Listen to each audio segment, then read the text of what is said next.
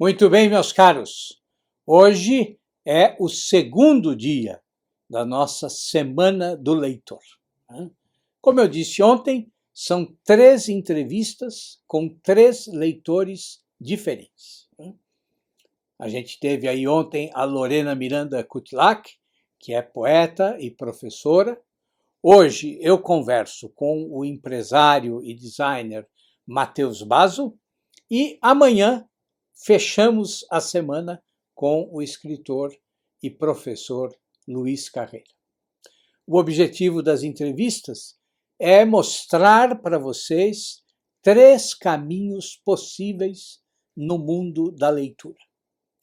E, com certeza, as experiências dos meus entrevistados vão ajudar vocês. Esta Semana do Leitor também é aí um aquecimento, para a abertura de inscrições do meu curso Prática de Leitura e Formação do Estilo. Um curso de 7 aulas, que já estão gravadas, em que eu leio 5 escritores diferentes e mostro, na prática, o que é uma leitura minuciosa, uma leitura em que você realmente dialoga com os autores e também assimila, também incorpora as qualidades desses escritores ao seu próprio texto. O link para o curso vou deixar aqui na descrição do vídeo e lembrando que as inscrições abrem na semana que vem, no dia 14 de outubro. Bom, mas eu deixo vocês agora com o Matheus Basso. Espero que vocês aproveitem a entrevista.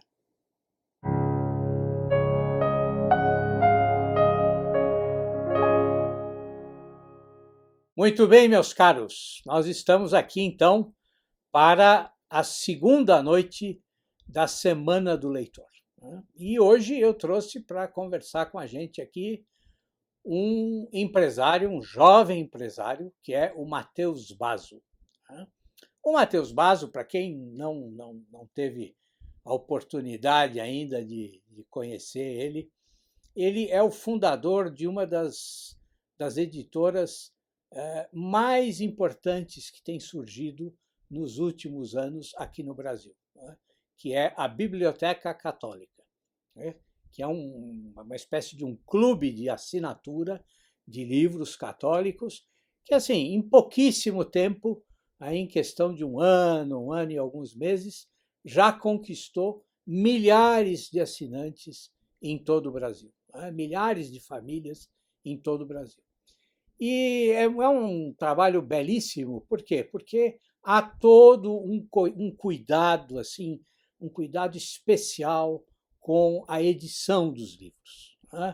Quer dizer, a cada volume que é publicado e que é enviado pelo correio para os assinantes, você vê que há ali todo um carinho especial pelo projeto editorial do livro, que é uma coisa rara de se ver no mercado editorial brasileiro. Além disso, o Matheus Basso, que é um dos fundadores aí da minha Biblioteca Católica, ele também tem uma outra iniciativa na área cultural importantíssima, que é a Lumini TV, que é um canal de distribuição de filmes e séries na internet, enfim, que hoje inclusive está em todos os suportes já, não é, Matheus? Quase todos. A gente está em algumas Smart TVs, em aplicativos de celular e tal. Sim. Bom, eu assisto aqui na minha TV, de maneira que, inclusive agora, essa semana aconteceu uma coisa maravilhosa, porque a Lumini TV disponibilizou alguns dos filmes excelentes de um diretor que eu adoro, que é o Akira Kurosawa. Então, de maneira que, puxa, foi um prêmio. Quando eu vi os filmes novos, eu falei, bom, já pagou a assinatura, tá tudo perfeito. E essa outra iniciativa cultural do Matheus é importante por isso, porque os filmes que são oferecidos ali são filmes de alta qualidade, né? Quer dizer, a proposta é exatamente se diferenciar completamente dessas outras opções que existem no mercado, mas que, assim, cujo conteúdo é em 90% lixo cultural, né? Então, de maneira que, olha, Matheus, muito obrigado por você ter acolhido aí o meu convite para a gente conversar, porque, além de tudo, eu acompanho você no Instagram e, assim, você tem lá uns posts incríveis, incríveis, né? Hoje mesmo estava lendo lá um post seu em que você compara, né, o caminho da vida intelectual com as duas linhas que se encontram, né, como se estivesse formando lá o arco de uma catedral gótica, né? Então, assim, vale a pena acompanhar o Matheus no Instagram para ver como é possível você ser empresário, né, e, ao mesmo tempo, ter uma formação cultural excelente, né? Excelente. Bom. Obrigado, Gugel. Obrigado pelo convite. Aí, é um prazer. Fica à vontade. Aceitei na hora aí quando você me convidou. Eu queria só dizer que o Gurgel, além de ser um exímio escritor, um exímio crítico, né, um exímio professor, ele é um exímio conversador, no melhor sentido da palavra, né? Bater um papo com o Gurgel é sempre muito, muito agradável, muito bom. E eu acho o tema dessa série que você está fazendo muito importante. Eu recebo muitas, além do que você comentou do Instagram, eu recebo muita pergunta do pessoal. Manda perguntas do tipo o que eu leio, por onde eu leio, como eu leio. Então, acho que explorar esse tema aí é fundamental, especialmente no Brasil, que tem uma formação acadêmica muito deficitária, né? As pessoas têm que se formar sozinhas, então aprender a ler, saber ler, ter essas referências de leitura é muito importante. Então, muito legal. Ótimo, é um prazer ter você aqui. E, assim, as pessoas elas não têm só que se formar sozinhas, né? Mas, assim, a pessoa que entra na universidade, não digo que essa regra sirva para todas as universidades, mas ele tem que enfrentar toda uma doutrinação marxista, né? Quer dizer, se ele quiser de fato conhecer aí, né, o seu campo de estudo de maneira ampla, ele tem que ler pelo menos 3 vezes mais do que a faculdade pede, né? Exatamente para poder construir toda uma visão abrangente, né, a respeito do objeto de estudo dele, né? Bom, com certeza. Mas...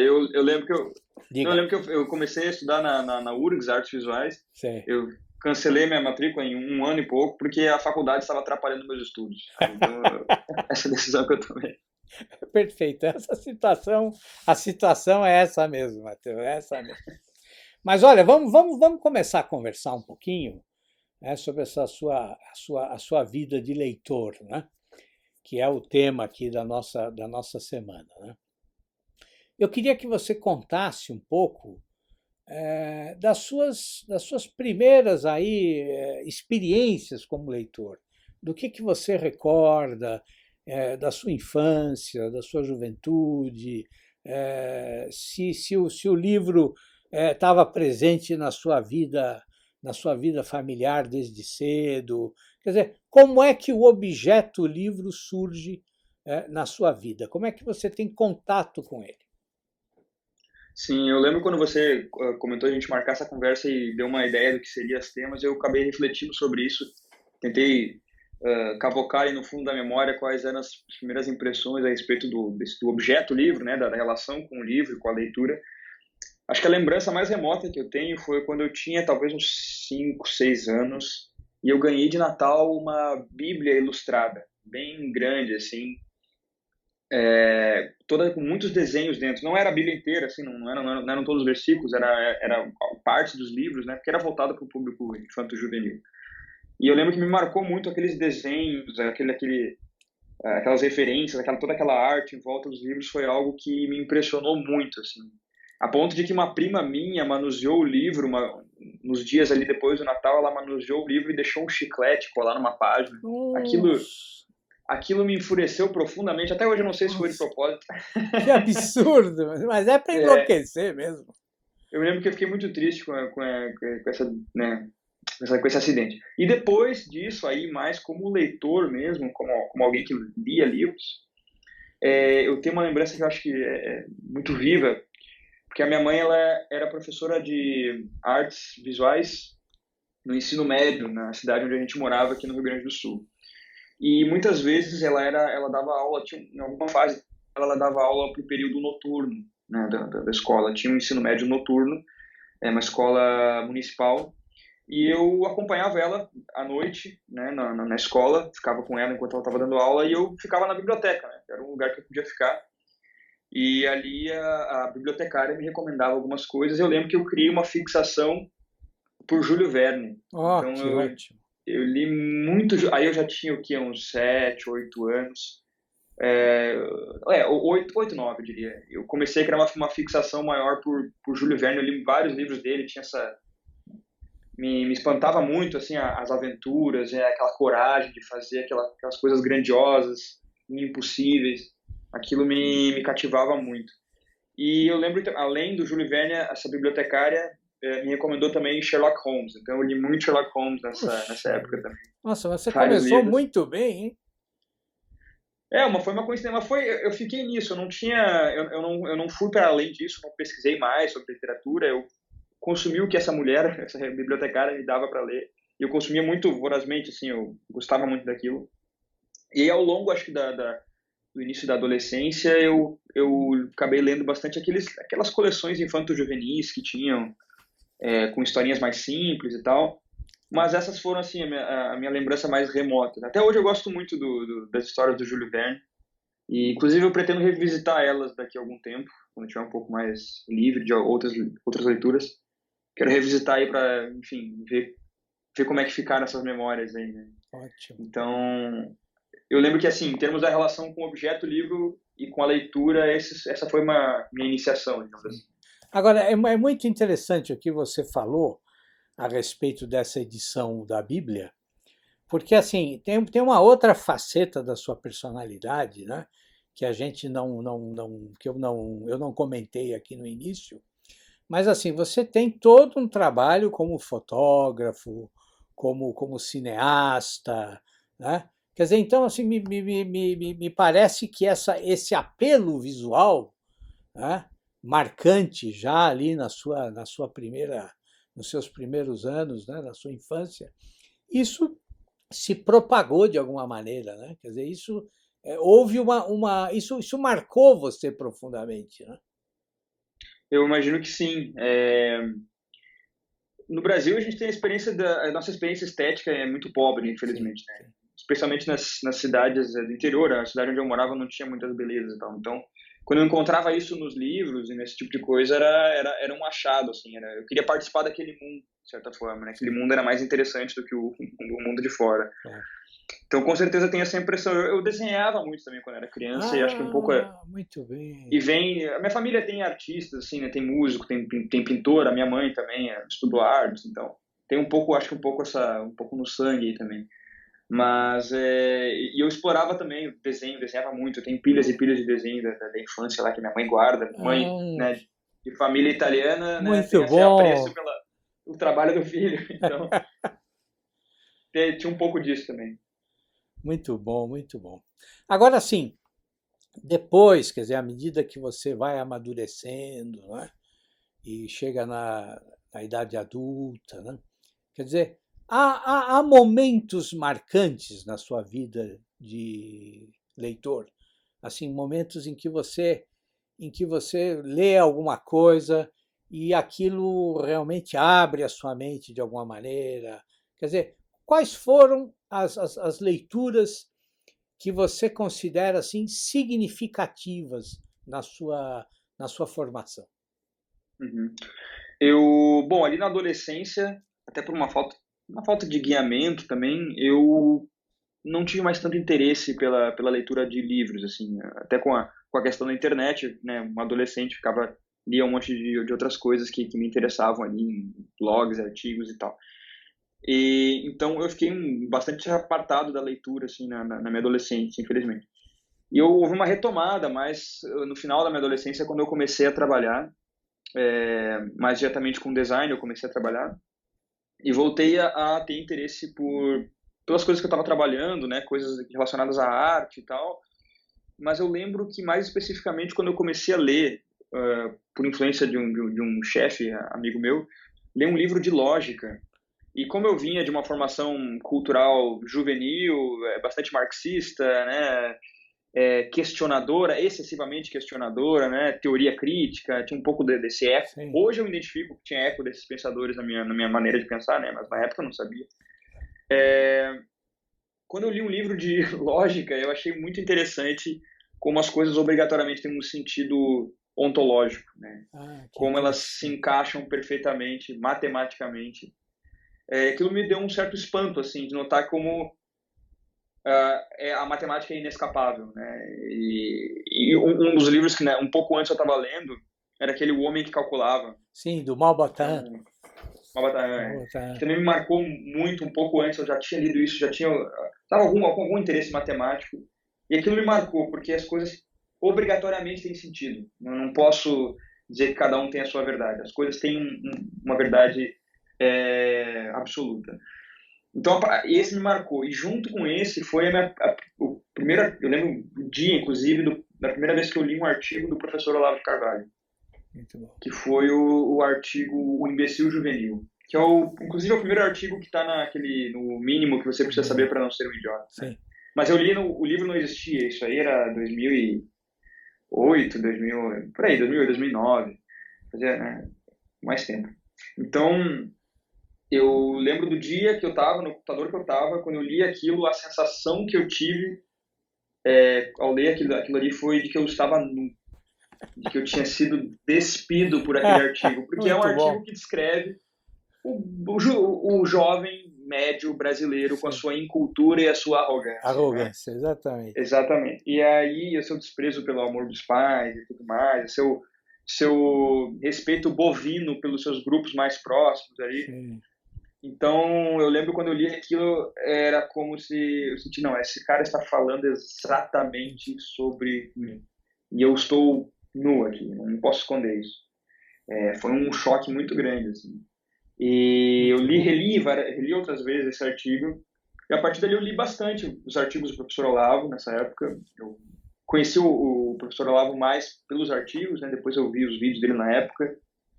Então eu diria que esse artigo teve um impacto grande. E a partir dali, digamos que eu comecei uma tentativa de autoeducação pela literatura aos poucos. E então, quando eu entrei revisitando os livros, revisitando a literatura perdida da minha infância ali, eu diria que a Dostoiévski foi o autor que me pegou assim muito forte. Os Irmãos Karamazov foi uma leitura que eu fiquei muito impactado, assim, né? Principalmente aquele trecho no meio chamado O Inquisidor, Sim. que eu acho que até o Dostoiévski tinha feito isso separado, depois botou Sim. no livro, Sim. a história. E foi um livro que me mostrou que você pode ser um grande intelectual, você pode explorar a alma humana, né? Você pode pensar sobre a alma humana profundamente, sobre as questões sociais, sem deixar de ser profunda e genuinamente cristão. Né? Então, essa possibilidade de realização do escritor Dostoiévski me impactou muito, assim, junto com a obra, obviamente. Muito bom, muito bom, muito, muito, muito interessante, né? O que eu acho extremamente curioso, né, é a linha de evolução, né, que cada pessoa segue, né, e como existem assim, há uma infinidade de linhas possíveis, diferentes, né? Mas como a leitura sempre, de alguma forma, ela acaba abrindo você para a busca da verdade, né?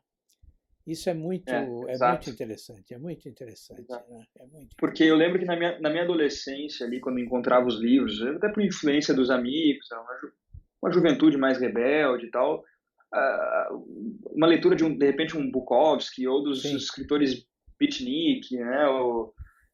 Como é que é o nome daquele bastante famoso, o Queró, né? Jack Kerouac. quero, sério. Ele, eu li um pouco disso na minha juventude, por influência das pessoas à minha volta, Mas eu sentia que era uma leitura fetichista, era uma leitura Ah, para você dizer que leu, sim, sim. e você não encontrava nada ali de profunda, que tenha muito sentido. Certamente, se a gente revisitar esses livros, a gente vai encontrar alguma coisa, mas a maneira como eu estava lendo na época era uma maneira fetichista, enfim, para respeitar uma cartilha social, digamos Claro. assim. E para se sentir acolhido no grupo social, né?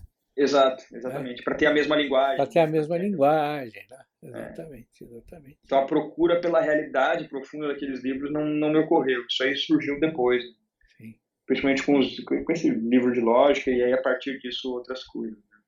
Agora, é muito interessante, né? Porque assim, um livro de lógica, é assim, para mim é um fenômeno absolutamente inusitado. É a Nunca. antiliteratura É quase, antes, né? mas é muito curioso, né? É muito curioso.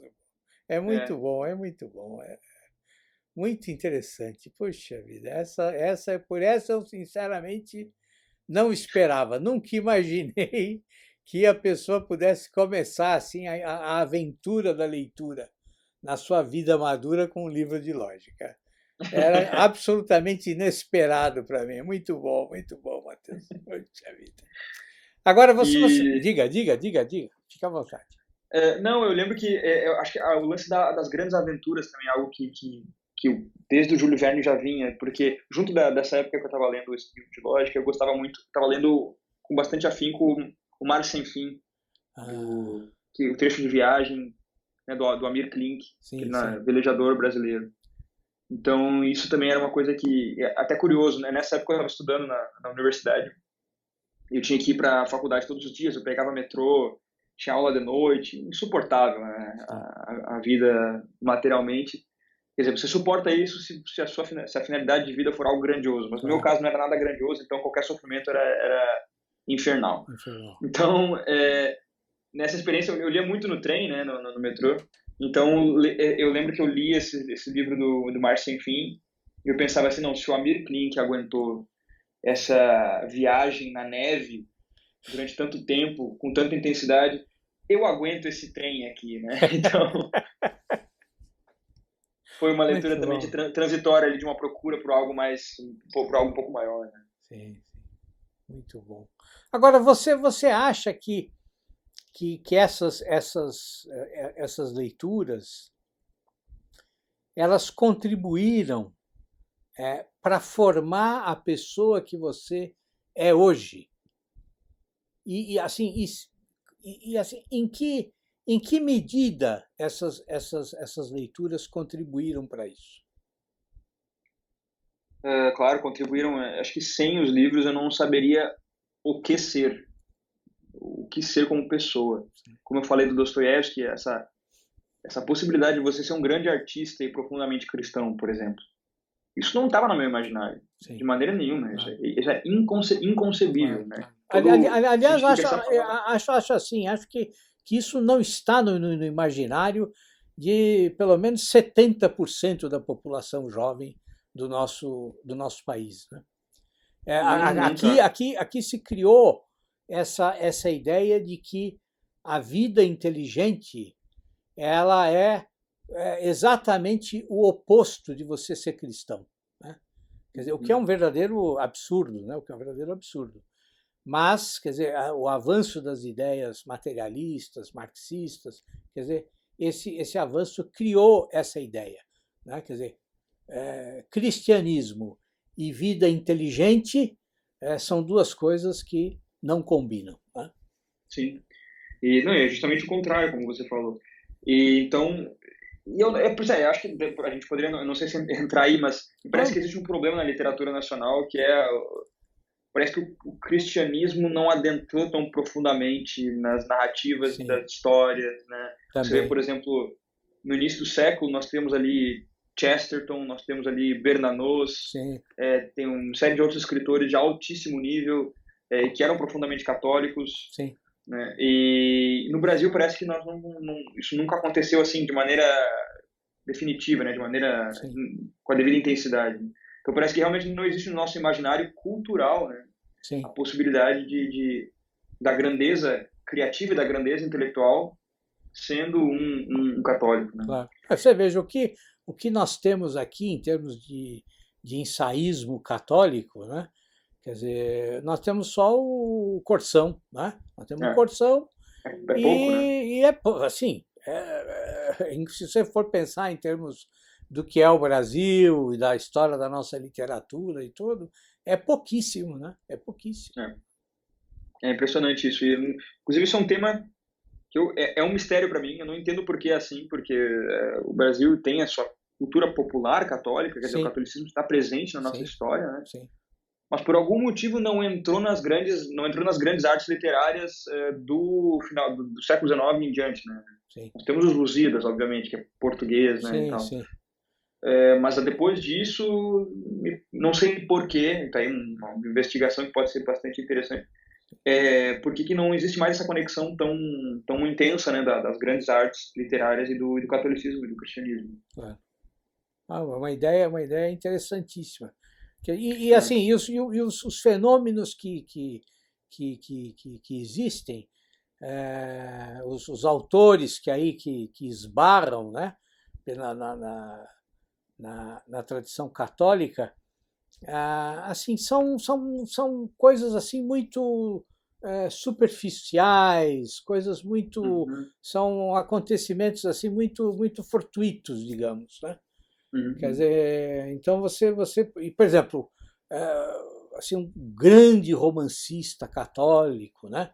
Quer dizer, aquela pessoa que marca uma geração, né? Quer dizer, alguém aí que seja como o François Mauriac, por exemplo, O Monreal, é. alguma coisa Flannery O'Connor, ou por como exemplo, a também, né? Flannery O'Connor, né? Quer dizer, um contista assim, né? Exuberante como a Flannery é, nós simplesmente não temos, né? Não É temos. impressionante isso. Inclusive, é curioso, esse dia eu estava lendo um livro, terminei de ler aquele livro Padre Elias, daquele escritor Sim, canadense, o o nome dele, é, vi, ali, vi, Michael O'Brien. O'Brien, isso. Isso. Então, assim, ele está vivo hoje, em plena atividade, um Sim, romance fantástico, né? sim, Estilo dostoiévskiano também, assim, profundamente católico, inteligentíssimo, qualidade literária muito boa. sim. Hoje, né? Então, tipo assim, não é nem a questão dos tempos, né? É possível ter isso, por algum motivo Claro, a gente não sem tem aqui. dúvida, sem dúvida, sem dúvida. A impressão que se tem, agora que nós estamos conversando aqui, e eu até comentei isso essa semana no meu canal do Telegram, eu dizia sobre, eu falava exatamente isso, quer dizer, parece que quando você fala sobre ficção católica, né, sobre literatura cristã, o primeiro pensamento que as pessoas têm é de que se trata de uma literatura aí, pietista, né? De uma literatura fácil, de coisinhas superficiais que só estão lá para defender os dogmas católicos. Né? Quer dizer, ninguém imagina que há toda uma literatura católica que enfrenta profundamente a questão da complexidade do drama humano. Né? Quer dizer, Claro. e procura encontrar respostas sinceras para essas questões. Né? Claro, o próprio Então, Dostoiévski, como é que você vai... Ele não era católico, claro, era ortodoxo, mas sim, era sim, cristão. mas claro, claro. Quer Como é que dizer, você encaixa ele, né? Mas assim, só retomando ali o que você tinha perguntado sobre a sim, importância dos livros sim, na formação, sim, a partir dali eu também tive um contato, acho que muito bom, com literatura clássica moderna. Então, aquele livro, um livro também que me marcou bastante foi aquele O Fio da Navalha, do o Somerset Maugham. Somerset Maugham, certo, Isso. ótimo. Que foi bem interessante para dar um panorama de inclinações humanas possíveis, né? Sim, sim, sim, Então, aquilo foi muito interessante porque aquilo também me abriu a possibilidade de analisar isso nos livros, que eu não até então não tinha. Quer dizer, vou ler um livro aqui para entender como as pessoas são, né? E como sim, elas agem e como elas se realizam, o que acontece com o destino delas, né? Então, esse livro me abriu para esse escopo de leitura, assim, essa maneira de ler. muito bom. E acabei procurando isso em outros livros. Por isso que eu acho bastante interessante ler autobiografias ou biografias de maneira geral, Sim. porque é uma vida, né, bem escrita, bem narrada. Eu recentemente terminei de ler a primeira metade da autobiografia do Érico Veríssimo, né, o Solo de Clarineta. Você me falou, é verdade, é verdade. e apliquei. Que você está achando? Eu estou achando muito bom, né? Eu tenho gostado muito de ler sobre o Érico. Eu quero retomar, eu já li O Tempo e o Vento, eu quero retomar a leitura, vou ler de novo. Eu acho que tem alguma coisa. Eu estou lendo não só ele, mas eu tô me dedicando, assim, na medida do possível, a ler esses escritores brasileiros modernos dessa época. Certo. Porque, pelo que eu vejo, pelo que eu noto, assim, me parece que é o último elo que a gente tem com uma grande literatura brasileira. Sim. Né? Depois disso, parece que a coisa nunca mais ficou do jeito que deveria. É verdade. E o Érico, você vê que na própria autobiografia dele, o domínio que ele tem da linguagem. Sim. É bonito, é fluido, Claro. é simples ao mesmo tempo. Ele não faz grandes. Né, não fica querendo tergiversando muito, querendo rococó. Não, ele não fica estilizando demais, né? A linguagem dele. Né? E ao mesmo tempo ele. Sem que a coisa fique fraca ou diluída, não, tem densidade ali. Tem densidade. Então acho que é um pouco talvez do perfil gaúcho, né? Dessa coisa rústica, mas com profundidade ainda, sem perder a força, sem perder o vigor. Sim. Enfim, só uma possibilidade de análise aí do Érico. Mas eu tenho gostado muito não só do estilo de escrita dele também, que me agrada muito. Então, ler a sua autobiografia também foi interessante para ver como era essa geração de escritores. Quer dizer, o Érico teve contato com Mário Quintana, o Jean-Namur, enfim, dá para listar aí uma infinidade, não vou lembrar de cabeça agora. Inclusive porque ele foi editor, né? Foi editor, exatamente, e tradutor. Exatamente, ele foi um grande editor e um grande tradutor. Né? E quando a gente se depara com a grandiosidade dessas personalidades, você olha para o que a gente tem hoje disponível aí no mercado cultural brasileiro, é uma tristeza, né? E aí tem todo esse embate aí que o pessoal fala de direita e esquerda e tal, tudo bem, existe e tem que ser pensado e tudo mais, mas eu acho que não é nem uma questão de direita e esquerda, é uma questão de em cima e embaixo, entendeu? O nível da discussão é muito baixo. O nível intelectual e cultural é muito baixo. Não, e a qualidade da literatura, né, caiu muito, entendeu? E aí a gente entra em toda aquela questão o que acontece com uma civilização quando ela perde a qualidade da sua linguagem. Né? Ela perde, é trágico, né? O primeiro nível aí, primeiro sinal de que a coisa vai degringolar. Sem dúvida. Você está falando do... Diga, eu tô interrompendo muito você, porque você me entusiasma. Então eu fico aí... Mas diga, Matheus, diga. Eu só ia dizer que essa procura pelas vidas na literatura, né, por aprofundar na vida das pessoas, entender como elas agem, como elas são, foi o que eu encontrei e foi o que me ajudou na minha formação. Né? Ótimo. Você sabe que você está falando do Érico, e assim, poxa, eu li as memórias dele há muito tempo, muitos anos.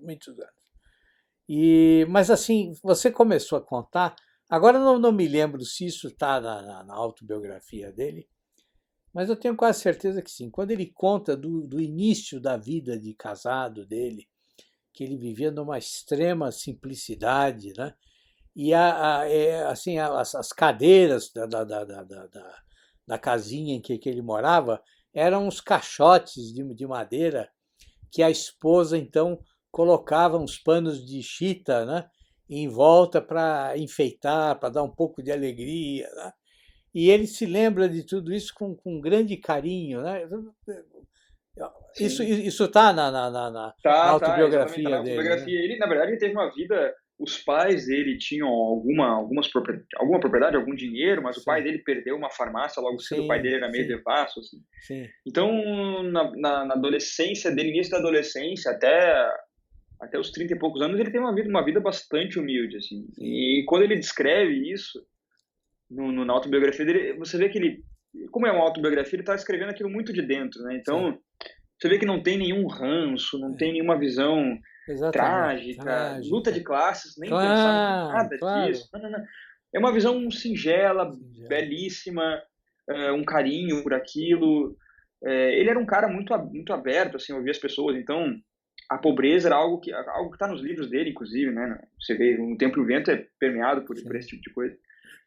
Então ele olha para isso, na verdade, como um grande tesouro para a vida dele, um grande tesouro de onde ele consegue tirar essa compreensão sobre a alma humana que é fundamental para um escritor. Eu acho que se ele é um escritor que talvez tenha uma vida muito muito beneficiada materialmente, talvez não consiga conhecer a tragédia humana no seu devido nível, né? Sem dúvida, sem dúvida. E ele conseguiu com isso, né? A verdade, quando ele descreve a infância dele, é espetacular aquilo, porque ele vivia, era quase uma Idade Média, ele vivia no interior do estado do Rio Grande do Sul, né? No início do século XX. Aquilo ali é um pedaço de Idade Média ainda, um negócio sem recurso nenhum, um cirurgião da cidade tentando abrir as pessoas para consertar elas e a pessoa morria, um negócio desse nível. Sim. Não, mas é muito interessante. Ele narra tudo sem nenhum artificialismo, né? Quer dizer, ele narra pela necessidade de narrar e não porque ele tem aí alguma tese que ele quer comprovar, né? E que para isso então ele usa o que ele viveu, né? Quer dizer, tem essa autenticidade, né?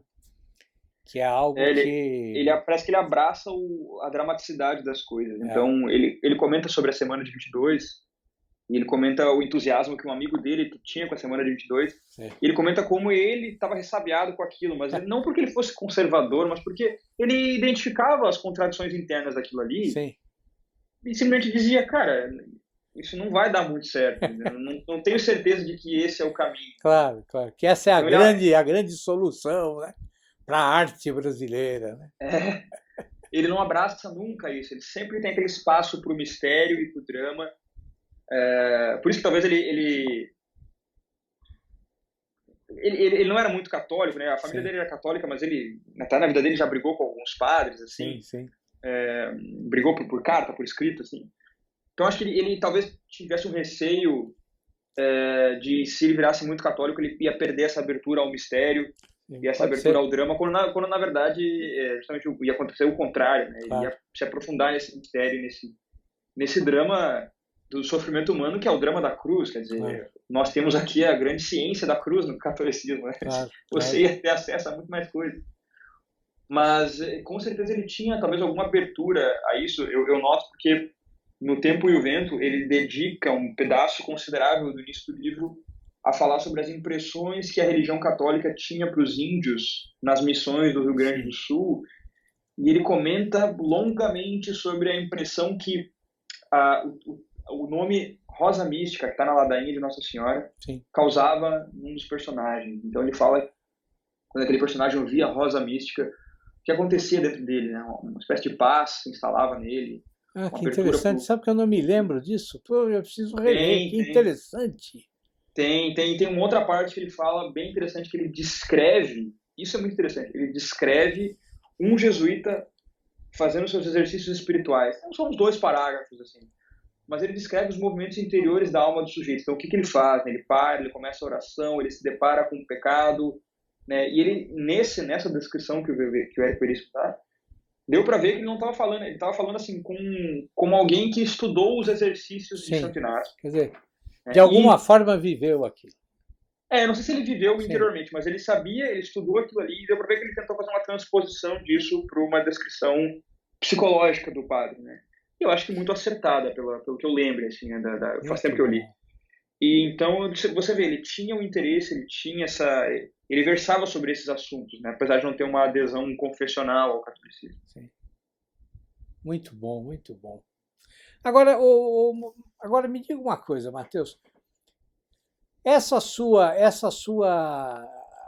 experiência como leitor, né?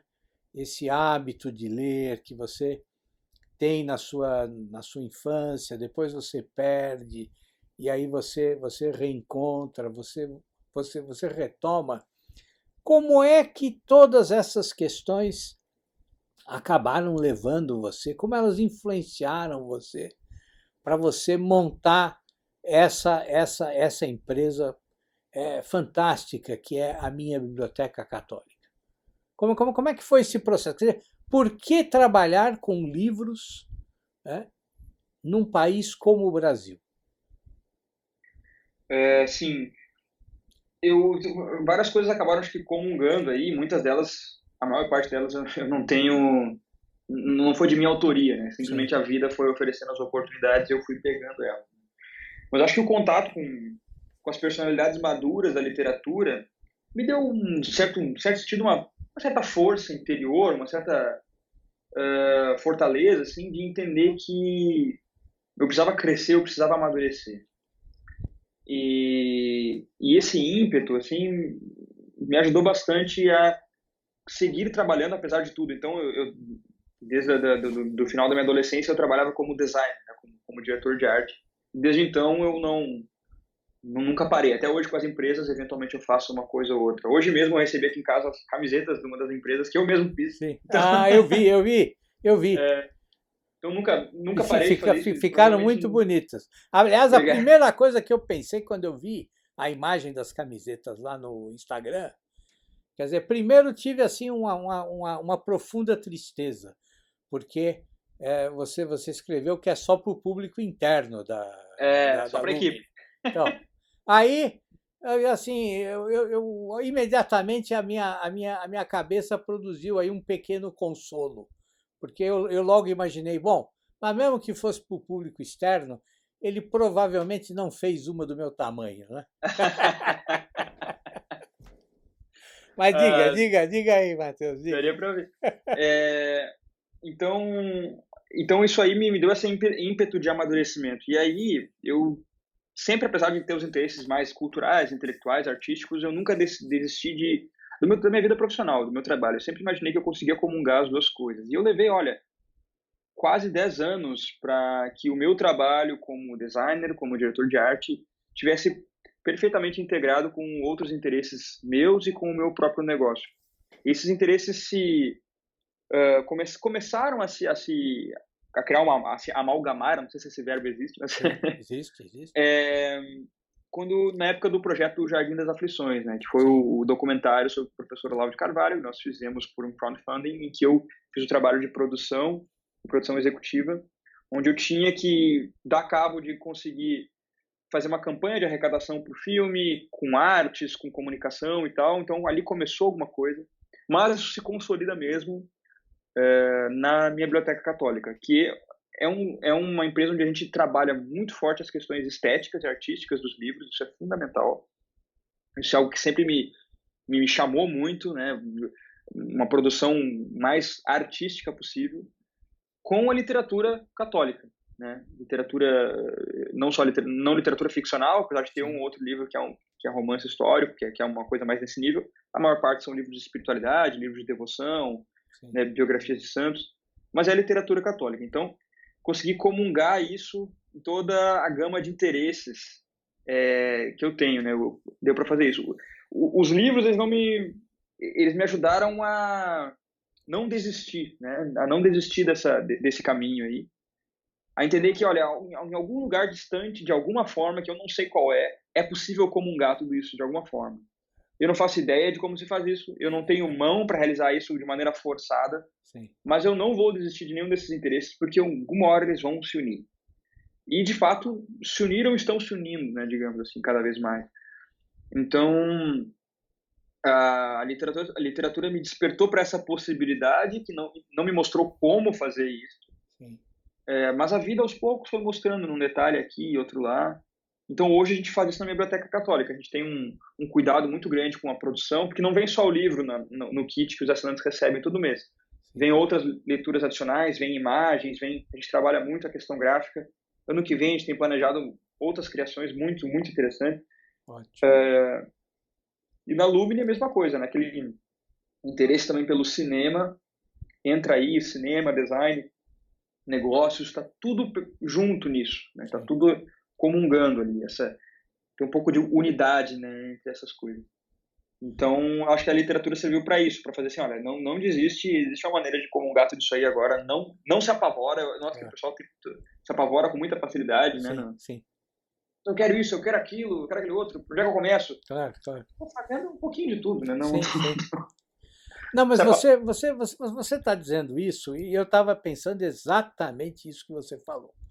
Quer dizer, eu percebo numa parcela aí dos jovens que são meus alunos ou que me escrevem fazendo perguntas e tudo mais.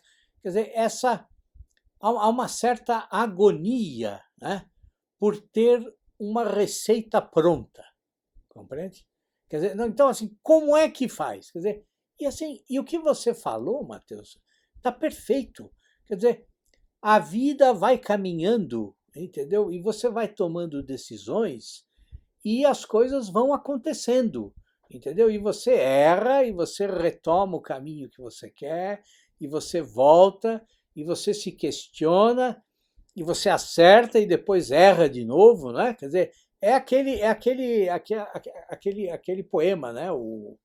Do Antônio Machado, né? Quer dizer, caminhante, não há caminho, né? Quer dizer, o caminho se faz ao caminhar. Né? E eu percebo que muitos dos jovens hoje, eles não estão dispostos a essa... Olha,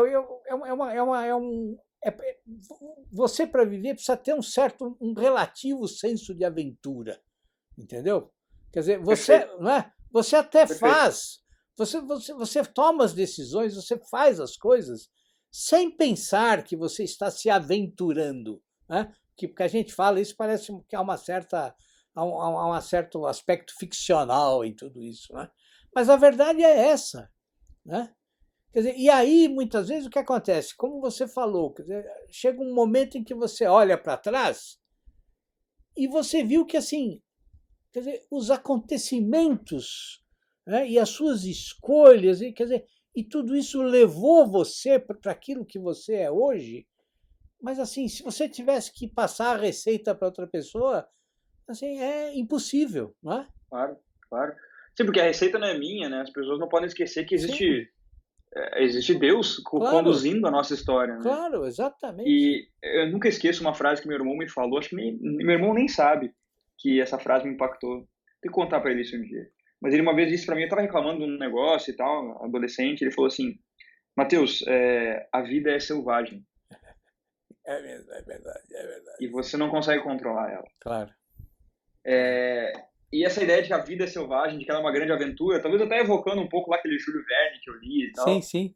É uma compreensão que faz falta, né? E um pouco também medo, né? O jovem parece muito medo, parece corajoso, né? Nos seus ímpetos ali, juvenis e tal, mas o medo de viver, o medo de se responsabilizar por alguma coisa, né? O medo de errar.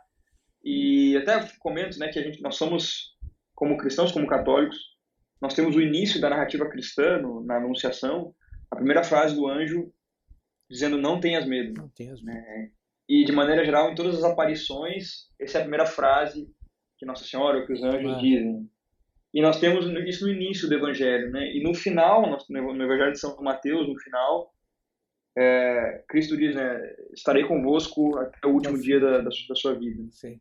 Até o final dos tempos. Até o final dos então, tempos. me parece que do início ao fim a gente tem esse chamado para não ter medo, né? Quer dizer, o medo é algo anticristão, né? Então, sem dúvida. Não dá para ter medo. Você pode ter medo de pecar e tal, mas isso é outra história. Claro, dá para ter medo da vida. Pode ter medo da vida, esse é o ponto. Claro. E eu noto que está permeado ali do início ao fim, né? Pego essas duas passagens porque a abertura e o fechamento nos dizem isso, né? Começamos sem medo e terminamos sem medo. Claro. Bom, a partir desse ponto, a gente podia ter uma longuíssima conversa a respeito da esperança, né? Quer dizer, do que ela representa para um católico, né? Mas assim, se a gente for enveredar por aí, nós vamos sair daqui muito tarde, tarde. Aí eu vou ter que preparar um chimarrão aqui. Agora, Matheus, quer dizer, toda essa preocupação que eu percebo nos livros da Biblioteca Católica com a beleza, né? com a estética, com o design, isso tudo, quer dizer, foi uma preocupação sua. Sim. De fazer algo que fosse belo, realmente. Sim. Porque primeiro que tem uma frustração pessoal, eu acho que tem eu tenho uma impaciência com a feiura formidável, né? Então, para mim é um negócio ver alguém criando uma coisa que não tem harmonia estética Sim. é bastante insuportável para mim. E aí, quando eu vinha já da adolescência ali, interesses por design, por arte e tal, não era cristão, quando eu me deparei com a qualidade estética dos livros católicos, eu fiquei apavorado, né? Pelo amor de Deus, ninguém vai querer ler isso aqui, porque a beleza é unidade, né? Quer dizer, é a unidade das partes como um todo. Então não adianta nada você ter um livro que tem história, por exemplo, Castelo Interior de Santa Teresa d'Ávila, que é a coisa mais riquíssima, né? Sim. De espiritualidade, uma das coisas mais ricas de espiritualidade que pode existir. Então você tem isso. E aí, como é que a gente vai envelopar isso aqui para mostrar para as pessoas o que é? Claro. Cara, assim, não dá para ser no nível que estava sendo. Sim. E não só no Brasil, viu? Eu noto que em viagens aí, até visitei livrarias na França, né, Sim, na Itália, se deixa muito a desejar. Até na Itália. Né? O lugar, talvez, com o mercado editorial mais interessante que eu vi hoje em dia é católico, é nos Estados Unidos. Né? Então, quando eu notei isso aí, pensei, não, precisa dar um jeito nisso, tem que fazer alguma coisa para resolver isso aí. Não é que cada livro tem que ser uma obra de arte, não é exatamente isso, porque claro. várias questões editoriais, né, de cada editora, mas tem que ter algum requinte, algum bom senso aí. Então, e a tradição católica é uma tradição, na tradição artística católica, nós temos o livro como objeto artístico também muito presente. Sem dúvida. Especialmente na Idade Média, desde o início da Idade Média. Sim. Que é a valorização daquele conteúdo em forma estética. Claro. Então, isso é fundamental. E isso perdura durante muito tempo, né? Na igreja, no século XIX, os livros com iluminura começam a ficar cada vez mais populares. Então, e aí a gente chega hoje e vê como estava o mercado. Então, eu senti assim, não, se a gente for ser uma editora de fato, especialmente com um modelo de assinatura que a gente está oferecendo uma experiência diferente para os assinantes, sim, é fundamental que a gente resgate a tradição da beleza estética dos livros, né? Claro. Tem que ter uma forma que seja condizente com o seu conteúdo. Sim. Né? Portanto, foi nosso ímpeto e eu acho que a gente tem cumprido aí bem. A ideia é melhorar ainda algumas coisas. Né? Ótimo, ótimo, ótimo. E vocês fazem um lançamento por mês, né? É um box por mês com um livro principal, capa dura. Sim. E vem outras leituras adicionais, livros menores. Sim.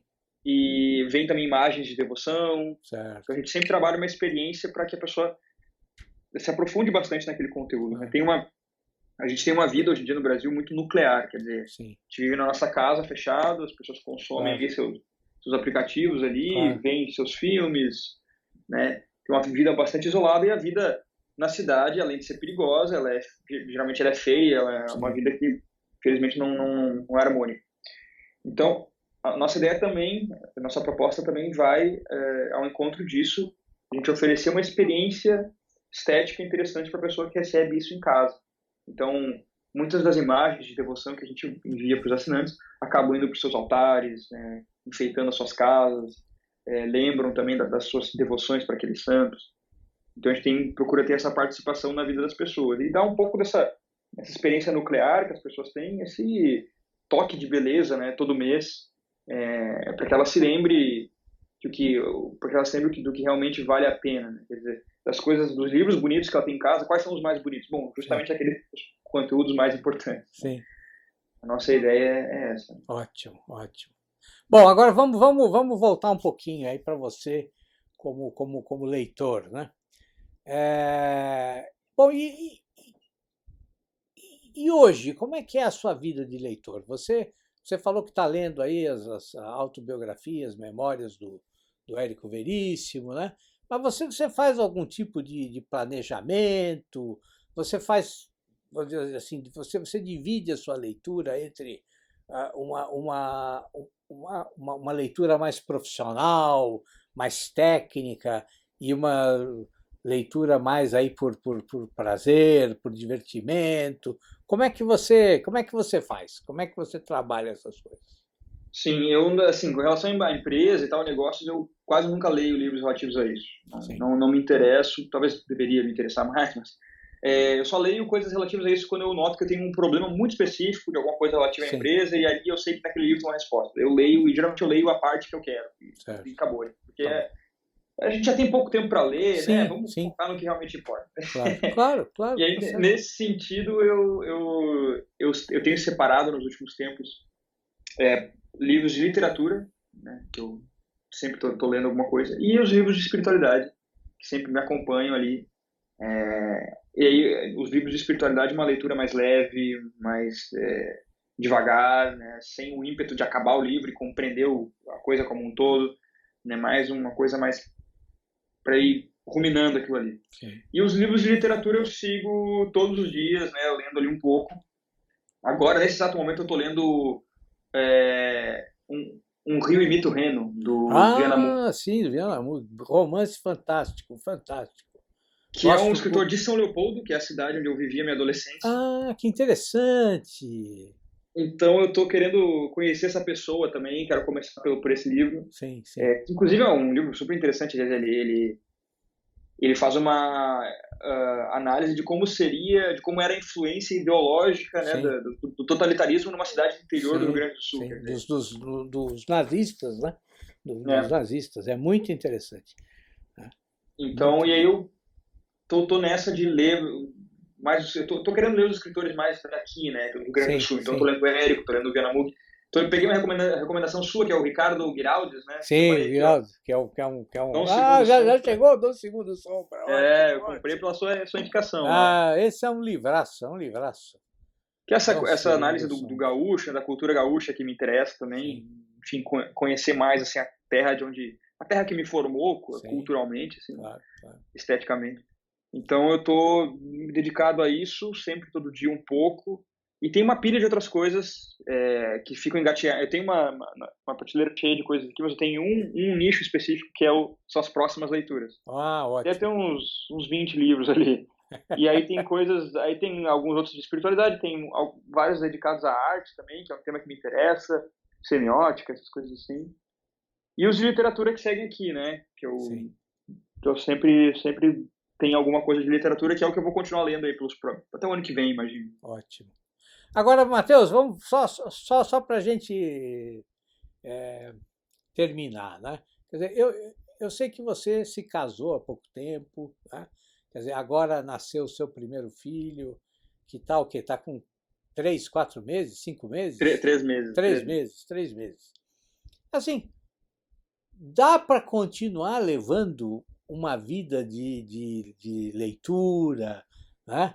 Quer dizer, quando os filhos começam a vir, quando vem o casamento, quando a gente precisa dividir a atenção com a esposa. Quer dizer, como é organizar a vida familiar aí, sem perder os hábitos de leitura?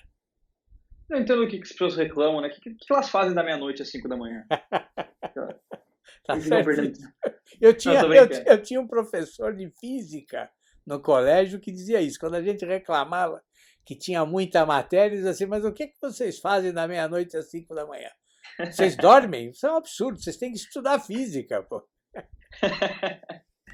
Não, brincadeira. Bom, eu acho que tem aí uma certa ciência de tentar colocar a criança na rotina, que eu acho que é Sim, própria disso aí. é, Mas eu acho que dá, eu noto que dá sim, até porque se você preservar ali 30 minutos por dia de uma boa leitura, eu acho que é bom. Não é se desprezar aí.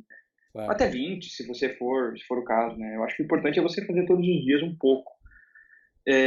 Então, assim, claro, diminui um pouco o tempo em alguma medida, mas também tem um pouco daquilo que a gente estava falando antes da vida como aventura, né? A vida Sim, familiar também é uma aventura. Quer dizer, claro. imagine que os horários mudam, você perde o controle de algumas coisas, né? Você acorda às vezes num horário que você não imaginava que ia acordar, mas isso faz parte da aventura da vida, né? Qualquer ser Claro. humano que está vivendo uma grande aventura, vamos pensar nas situações mais extremas de uma guerra ou de uma grande Claro, empreitada, ela vai passar por isso, né? sem Vai dúvida. passar por coisas assim. Então eu acho que tem que agir com uma certa naturalidade frente a esses Claro, sofrimentos que são claro. próprios da vida. E aí reserva um certo momento ali para leitura. Eu acho que a gente também foi abençoado, talvez, porque o Antônio, nosso filhinho, quando ele é bem comportado, assim, tem se comportado bem, Não dá, Que bom, pelo hein? menos eu acho aceitável, razoável, não acho nada absurdo. E então e eu acho que é importante para a vida familiar até a relação com a esposa, a relação com o filho no futuro também. A gente tem esse arcabouço de histórias para Claro. conversar, para aprofundar, né? Eu lembro que eu estava vendo esses dias o documentário sobre Jordan Peterson, o psicólogo canadense, Sim. que tem na Lumina, inclusive, o documentário, chama-se Caos e Ordem, o documentário. E aí a filha dele dá um depoimento muito interessante que ela diz assim, ela estranhou quando ela começou a sair na adolescência dela para casa dos amiguinhos dela, que ela estranhava, porque ela achava que todas as famílias nos jantares discutiam psicologia, filosofia, a vida familiar na sua profundidade, né? Literatura. Ela achava que era normal isso nas famílias, né? Sim, E ela se deparou como as outras famílias não tinham isso e como era ruim uma vida sem aquilo. claro. Então, em alguma medida, você manter essa atividade intelectual, mesmo que seja poucas horas por dia, eu acho que é fundamental para manter essa vivacidade, esse interesse no relacionamento, de você dialogar sobre coisas relevantes, ter um assunto interessante, de você trazer talvez algum questionamento interior para sua esposa, conversarem sobre isso, até sobre questões familiares, quando você coloca num escopo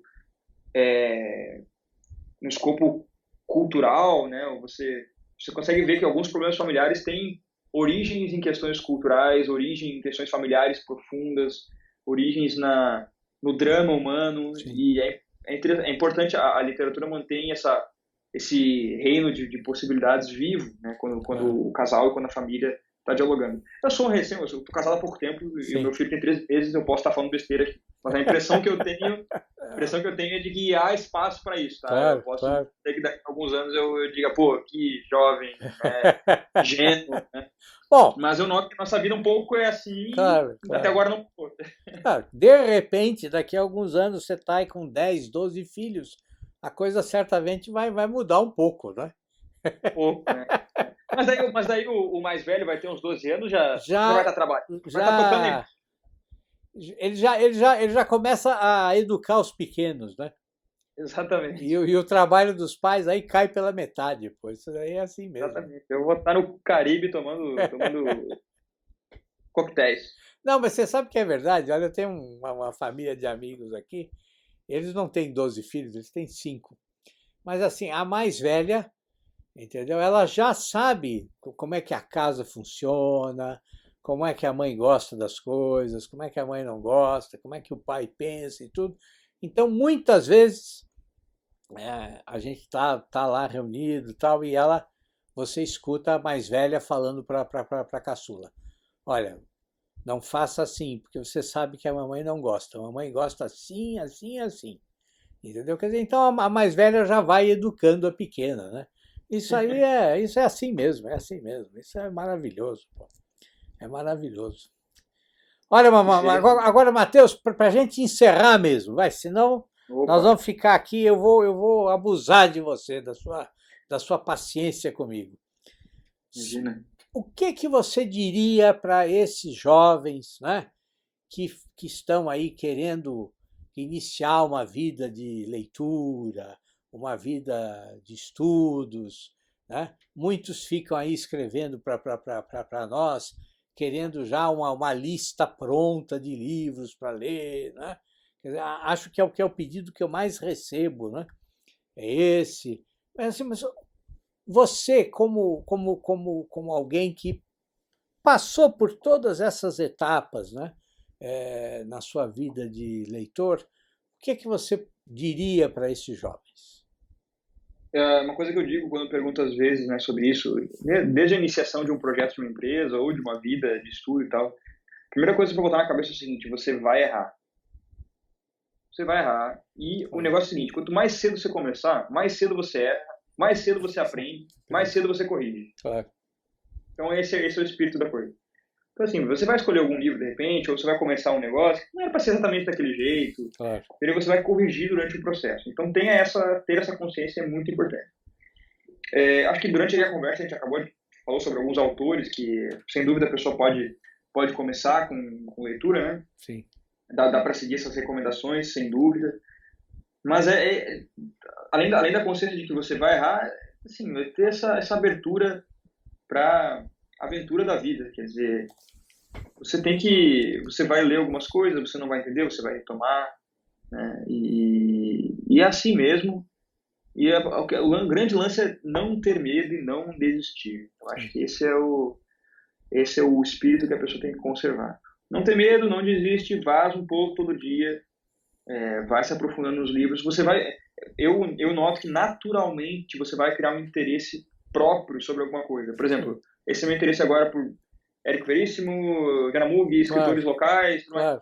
Ninguém me falou para fazer isso, entendeu? Sim, Foi uma curiosidade que foi despertando ao longo do tempo, porque eu notava que tinha algo vacante dentro de mim que precisava ser preenchido, e esses livros vão servir para isso, né? sim. Então foi um interesse que brotou naturalmente a partir de outras leituras, a partir de uma observação da vida humana, observação das coisas. Quer dizer, eu vivo aqui onde eu vivo. Por que as coisas são como são? Como são? Sim, Qual que é o espírito que motiva as pessoas a pensarem como elas pensam onde eu estou? Bom, a claro. resposta disso vai estar nos escritores que falarem sobre a alma desse povo aqui que eu vivo, com Sem quem eu dúvida, convivo. sem dúvida. Então, esse interesse vai brotar naturalmente conforme a pessoa for errando e acertando e corrigindo. O importante é começar, fazer aos poucos, ter a consciência de que você vai errar, não ter medo, né? E não desistir no processo. Muito bem. Tá ótimo. Perfeito, Matheus. Olha, Matheus, muito obrigado, viu? Muito Imagina, eu que obrigado. agradeço. São essas conversas que valem a pena. Não tem a menor dúvida. Eu sempre saio engrandecido com essas conversas, viu?